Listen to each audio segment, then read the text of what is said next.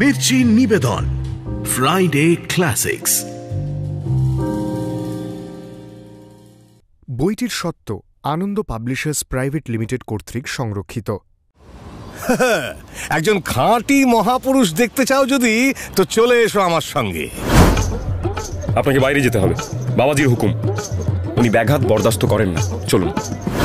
ও, তা আপনি কিছুই বলবেন না? আজ্ঞে না, কিছুই না।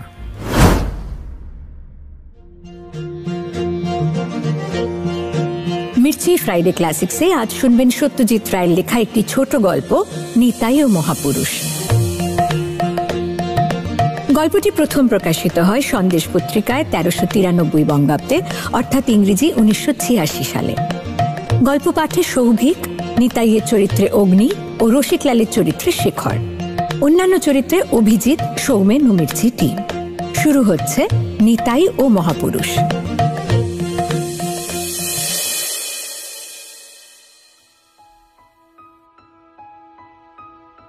কোনো এক জ্ঞানী ব্যক্তি বলে গেছেন যে মানুষের মধ্যে বেশিরভাগই মাঝারির দলে পড়ে। কথাটা হয়তো সত্যি, কিন্তু নিতাইকে মাঝারিও বলা চলে না। অনেক ব্যাপারেই সে অত্যন্ত খাটো। দেহের দিক দিয়ে যেমন, মনের দিক দিয়েও ছেলেবেলা থেকে সে খাটোই রয়ে গেছে।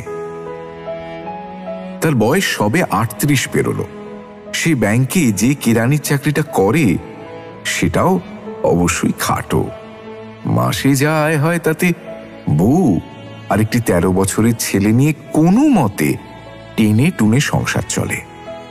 তাও ভাগ্যি যে মেয়ে নেই, থাকলে তার বিয়ে দিতে নিতাই ফতুর হয়ে যেত। বউয়ের গঞ্জনা তাকে সইতে হয় সর্বক্ষণই, সেটা বলাই বাহুল্য। কারণ সৌদামিনী বেশ দজ্জাল মহিলা। তাই বাড়িতে যেমন নিতাই সদা তটস্থ, আপিসেও বড়বাবু, মেজবাবু, সেজবাবু সকলের চোখ রাঙানি তাকে সহ্য করতে হয়। জীবনে এমন কোনো কাজ যদি সে করত যাতে তার গর্ব হয়, যাতে 5 জনে তার সুখ্যাতি করে, তাহলে কি ভালোই না হতো। কিন্তু তেমন কপাল করে নিতাই আসেনি। তার ধারণা সে ঈশ্বরের দায়সারা সৃষ্টির মধ্যে একজন। তাকে গড়ার সময় বিধাতা ছিলেন অন্যমনস্ক, তাই সে জীবনে কিছু করতে পারল না।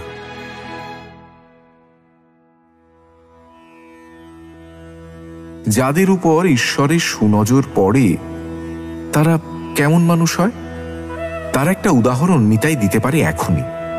2 দিন হলো কলকাতায় একটি সাধু বাবা এসেছেন, জীবানন্দ মহারাজ, যার শিষ্য শিষ্যার নাকি ইয়ত্তা নেই। যিনি বাগ্মী, যিনি সুকণ্ঠ, যার গীতার ব্যাখ্যা শুনে লোকে মোহিত হয়ে যায়, যার চরণ স্পর্শ করতে পারলে লোকে কৃতার্থ বোধ করে। ঈশ্বরের এক ধাপ নিচেই তাঁর স্থান, জীবানন্দ মহারাজ। হ্যারিংটন স্ট্রিটের এক ভক্তের বাড়িতে এসে উঠেছেন কেষ্টনগর থেকে। শহরে তাঁকে নিয়ে হইচই পড়ে গেছে। কাগজের প্রথম পাতায় তাঁর ছবি। এমন জাদ্রেল মহাপুরুষ নাকি বহুকাল দেখা যায়নি। নিতাই আর তার স্ত্রী দুজনেরই ইচ্ছা ছিল এর দর্শন পেতে, কিন্তু যা শোনা যাচ্ছে ভিড়ের চোটে সাধারণ লোকের পক্ষে নাগাল পাওয়া দুষ্কর ব্যাপার। যে বাড়িতে এসে তিনি উঠেছেন সে বাড়ির মাঠে শামিয়ানা খাটানো হয়েছে। বাবাজি সকাল সন্ধ্যা গিয়ে বেদিতে বসেন, ভক্ত সমাগম হয়। বাবাজি নানা রকম আধ্যাত্মিক বিষয় নিয়ে জ্ঞানী জ্ঞানী কথা বলেন। ভক্তদের মধ্যে যারা খুব ভাগ্যবান তারা সামনের দিকে বসেন। বাবার মর্জি হলে তাদের আলাদা করে ডেকে এনে কথা বলেন। তাতে ভক্তদের ভক্তি বেড়ে যায় দ্বিগুণ। নিতাই যে কোনোদিন এই আসরে প্রবেশ করতে পারবে আর প্রথম সারিতে বসবার সুযোগ পাবে, সেটা সে স্বপ্নেও ভাবতে পারেনি। শেষ পর্যন্ত সে সুযোগ এসে গেল রসিকলালের কল্যাণে। রসিকলাল বোস নিতাইয়ের ভাইরা ভাই। সে বড় কোম্পানিতে বড় চাকরি করে, তবে তার জন্য তার কোনো দম্ভ নেই। সে নিতাইয়ের বাড়িতে মাসে অন্তত 3 বার করে আসে। এবং খোলা মনে নানা রকম গল্প করে। সাধু সন্ন্যাসী সম্পর্কে তার একটা আগ্রহ আগে থেকেই ছিল এবং সে প্রথম সুযোগেই জীবানন্দ বাবাজির শিষ্যত্ব গ্রহণ করে তার প্রথম শ্রেণীর চেলাদের মধ্যে একজন হয়ে গেছে। রসিকলালই এক শনিবার নিতাইয়ের বাড়িতে এসে বলল,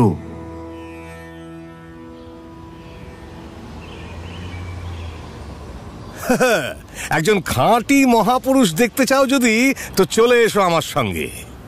কার কথা বলছো? নিতাই প্রশ্ন করল। কার কথা আবার? একজনই তো আছেন, হ্যারিংটন স্ট্রিটে ডেরা বেঁধেছেন। চোখের জ্যোতি দেখে বোঝা যায় পৌরাণিক যুগে সাধু সন্ন্যাসীরা কেমন ছিলেন, বুঝলে?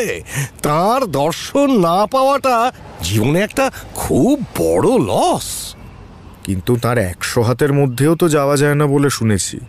সবাই যেতে পারে না, কিন্তু আমি কি কপাল করে এসেছি জানি না। আমার স্থান একেবারে প্রথম সারিতে। আমার ওপর বাবার একটা টান পড়ে গেছে। কথা যখন বলেন তখন বেশিরভাগটাই আমার দিকে চেয়ে বলেন। শুনে গায়ে কাঁটা দেয় বারবার। যাবে তো বলো। সে আর বলতে, এমন সুযোগ আসবে সে তো ভাবতেই পারিনি। হিমালয়ে 25 বছর তপস্যা করেছেন গঙ্গোত্রীর ধারে। দেখলে আর বলে দিতে হয় না যে ইনি একজন খাঁটি সিদ্ধ পুরুষ। দিন ঠিক হয়ে গেল। আগামী মঙ্গলবার সন্ধে 6:30টায় রসিকলাল আসবে নিতাই আর তার স্ত্রীকে নিয়ে যেতে। মানে সামনে বসতে পারবো তো? রসিকলালের কথায় যেন পুরোপুরি ভরসা হচ্ছিল না নিতাইয়ের। না পারলে আমার নাম নেই, জোরের সঙ্গে বলল রসিকলাল। ভালো কথা, একটু আতর মেখে যেও, বুঝলে? বাবাজি আতরের খুব ভক্ত। আশ্বিন মাস, তাই 6টা থেকেই অন্ধকার হয়ে গেছে।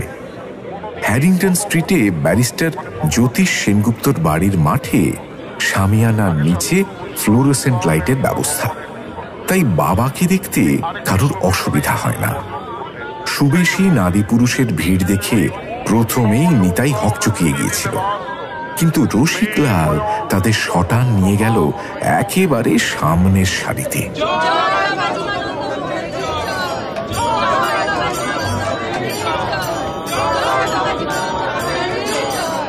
রসিকলাল পৌঁছেই প্রথমে সাড়ম্বরে বাবাজির পদধূলি নিল, আর তার দেখা দেখি নিতাই আর তার স্ত্রীকেও নিতে হলো। তারপর মাটিতে বসে নিতাই প্রথম বাবাজির দিকে ভালো করে চাইল। সৌম্য চেহারা, তাতে সন্দেহ নেই। আবক্ষ দাড়ি, মাথায় কাঁচা পাকা মেশানো ঢেউ খেলানো চুল কাঁধ অব্দি নেমে এসেছে। পরনে গেরুয়া সিল্কের আলখাল্লা, গলায় 3টে বড় বড় রুদ্রাক্ষের মালা। বাবার দুপাশে বেল ফুলের মালা স্তূপ করে রাখা রয়েছে। বোঝাই যায় সুগন্ধের জন্য ভক্তরা সেগুলো বাবাকে দিয়েছেন। নিতাই নিজে কোনো গন্ধদ্রব্য ব্যবহার করেনি, কারণ ও জিনিসটা তার বাড়িতেই নেই। কিন্তু আতর ও অন্যান্য সেন্টের গন্ধ সে 4 দিক থেকেই পাচ্ছে। তার সঙ্গে যোগ হয়েছে ধূপের গন্ধ। সব মিলিয়ে বেশ একটা নেশা ধরানো ভাব।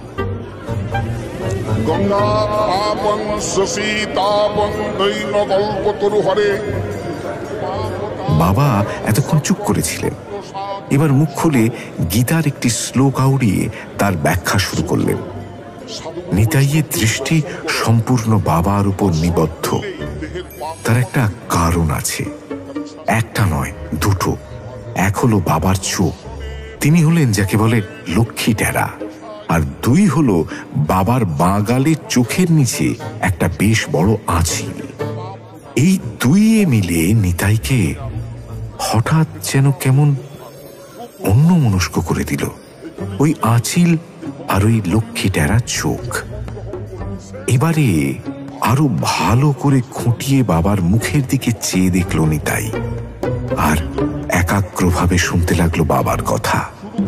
দিব্যি গড় গড় করে ব্যাখ্যা করে চলেছেন।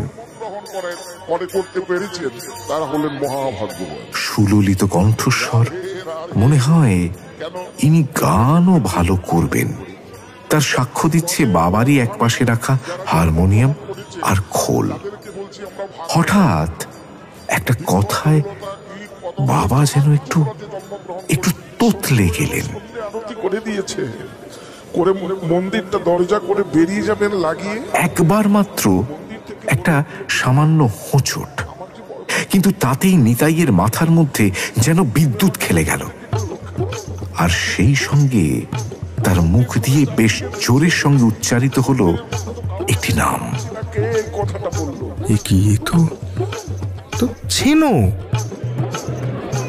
নামটা বাবার গলার চেয়ে এক ধাপ উপরে হওয়াতে সবার মধ্যে দিয়ে একটা বিস্ময় আর বিরক্তি মেশানো চমকের স্রোত বয়ে গেল।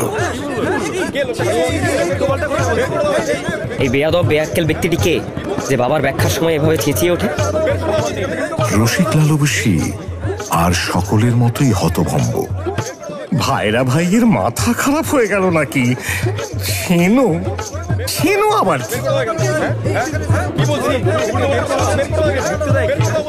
কথাটা বলেই অবশ্যই নিতাই একদম চুপ মেরে গেছে। আর সেই সঙ্গে মুহূর্তের জন্য বাবাজির মুখ বন্ধ হয়ে তার দৃষ্টি চলে গেছে এই অর্বাচীন অপরাধীটির দিকে। এরপরে যে ঘটনাটা ঘটল তার জন্য নিতাই প্রস্তুত ছিল না, যদিও থাকা উচিত ছিল। বাবাজির দুই পাশে বসা তার দুই প্রধান চেলা উঠে এসে নিতাইকে বললেন, আপনাকে বাইরে যেতে হবে, বাবাজির হুকুম। উনি ব্যাঘাত বরদাস্ত করেন না, চলুন। নিতাই সস্ত্রীক উঠে পড়ল, আর সেই সঙ্গে রসিকলালকে উঠতে হলো। গেটের বাইরে এসে রসিকলাল নিতাইকে বলল,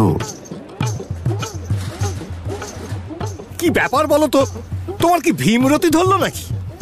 এত সুযোগ দিলাম, তারপর এইরকম একটা কেলেঙ্কারি করে বসলে? হ্যাঁ, নিতাই বলল, কিন্তু ও যে সত্যি ছিল। ওর ভালো নাম শ্রীনাথ। ও কাটোয়াতে আমাদের স্কুলে আমাদের সঙ্গে এক ক্লাসে পড়তো। হ্যাঁ,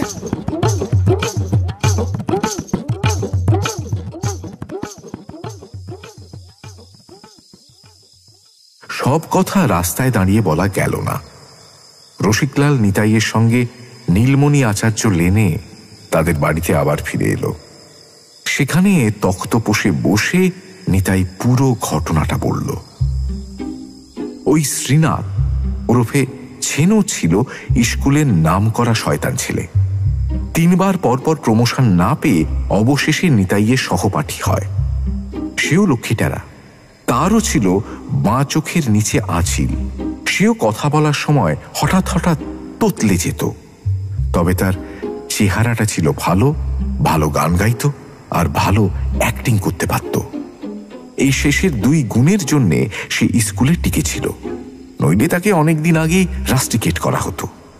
সেই ছেনই আজ হয়ে গেছে জীবানন্দ বাবাজি, যার শিষ্য সংখ্যাতীত, যার তত্ত্ব শোনার জন্য লোকে ঘন্টার পর ঘন্টা বসে থাকে, যার দর্শন পেলে লোকের জন্ম সার্থক হয়ে যায়।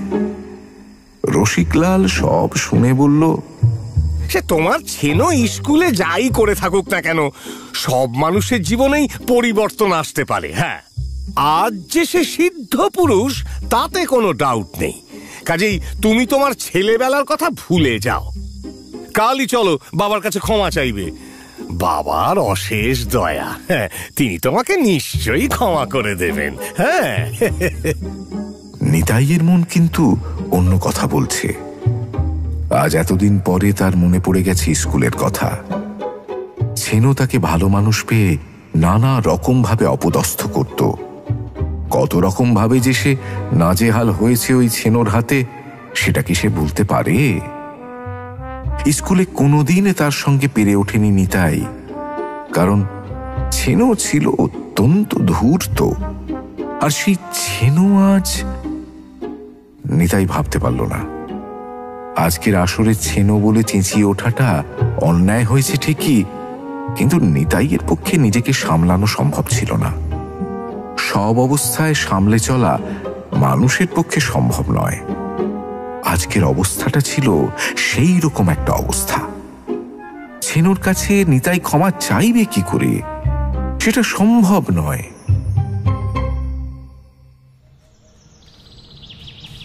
পরদিন ছিল বুধবার। নিতাইয়ের আপিস 10টায়। সে বাড়ি থেকে বেরোয় 9:30। সকাল 7টায় চা খেয়ে সবে এসে কাগজটা খুলেছে, এমন সময় দরজায় টোকা পড়ল।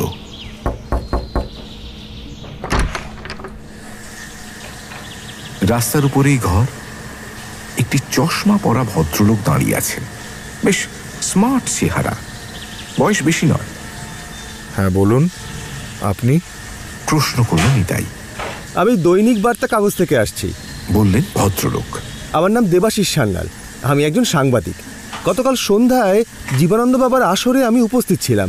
কালকের পুরো ঘটনাটা আমি দেখি, তারপর আপনাদের ধাওয়া করে এসে আমি আপনাদের বাড়িটা দেখে যাই। কিন্তু আজ আসার কারণটা? আমি জানতে চাই আপনি ওভাবে চেঁচিয়ে উঠলেন কেন, এবং তার ফলে আপনাকে ওখান থেকে সরানো হলো কেন। আপনি যা বলবেন সেটা আমি রেকর্ড করে নেব। আমাদের ইচ্ছা এই নিয়ে একটা খবর বার করা। নিতাই অনুভব করল যে সে হঠাৎ সাংঘাতিক ক্ষমতার অধিকারী হয়ে পড়েছে। তার মতো নগণ্য ব্যক্তির পক্ষে এটা একটা আশ্চর্য ঘটনা।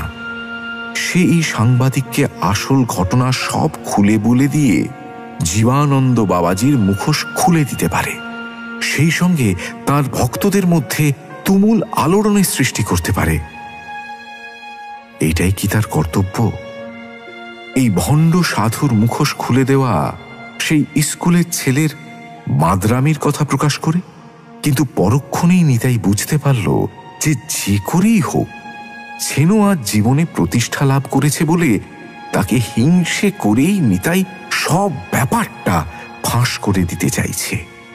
শুধু তাই না, ছেনুর হাতে যে নিতাই বারবার নাজেহাল হয়েছিল সেটা নিতাই আজ অবধি ভুলতে পারেনি।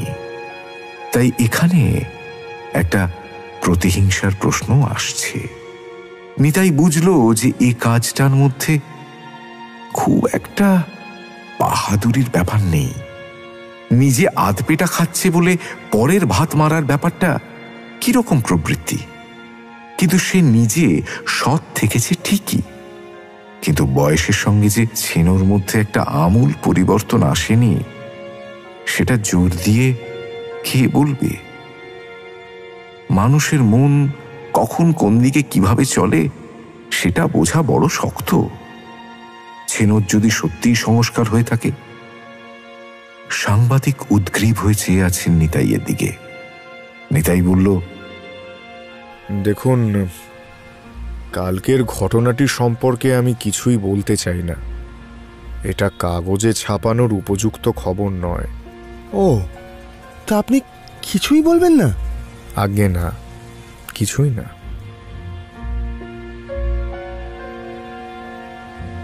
বলাই বাহুল্য, পরের দিন দৈনিক বার্তা কাগজে এ বিষয়ে কিছুই বেরোল না। কিন্তু একটা আশ্চর্য ব্যাপার এই যে জীবানন্দ বাবাজি কলকাতায় এসেছিলেন 15 দিনের জন্য। তিনি হঠাৎই ঘটনার পরদিনই, অর্থাৎ 7 দিনের মাথায় তার ভক্তদের কাছে ঘোষণা করলেন যে একটা জরুরি টেলিগ্রাম পেয়ে তাকে পাটনা চলে যেতে হচ্ছে। এই ঘটনার পর 2 বছর কেটে গেছে। বাবাজি কিন্তু আর কলকাতামুখ হননি।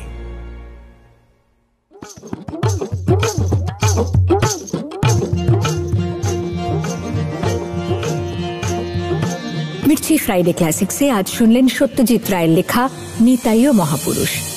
ধ্বনি পরিকল্পনা ও আবহ সঙ্গীত অভিজ্ঞান, প্রচার অলঙ্করণ জয়েন দ্য ডটস, শব্দগ্রহণ ও পরিচালনায় অরুণিমা দে, সমগ্র পরিকল্পনায় ইন্দ্রাণী।